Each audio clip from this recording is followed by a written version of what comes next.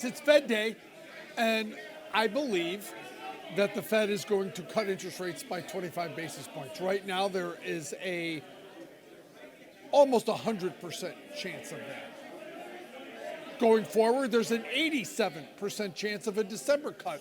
Going more forward, there's a 42.5% chance of a January rate cut. Now, that would take us all the way down to 3.25% to 3.5%. Now, here's what you may hear that you may need a little help with, and that is, what does it mean if the Fed were to end quantitative tightening? That's something that may seep in to some of the discussion today, and here's what that means.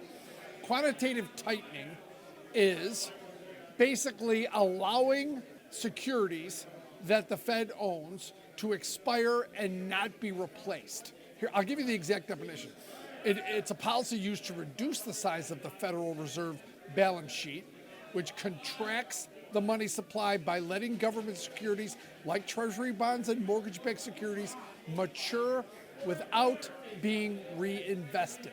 That's what quantitative tightening means. All they're doing is they're taking the maturity of the bonds and not replacing them with others. So instead of buying new assets, the Fed allows a set amount of its existing assets to mature and roll off the balance sheet.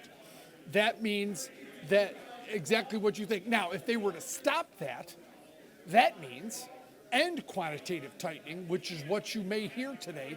That means they would be replacing the maturing assets with new purchases. So watch for something like that. I think Jerome Powell is going to have limited data to use, right? It does have a CPI data that was relatively moderate that he can talk about, but he just won't have as much data.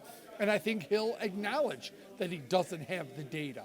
He won't guide to December, he won't guide to January, but he may talk about the ending of quantitative tightening, and I think that is something we should all be prepared for. Just what does it mean?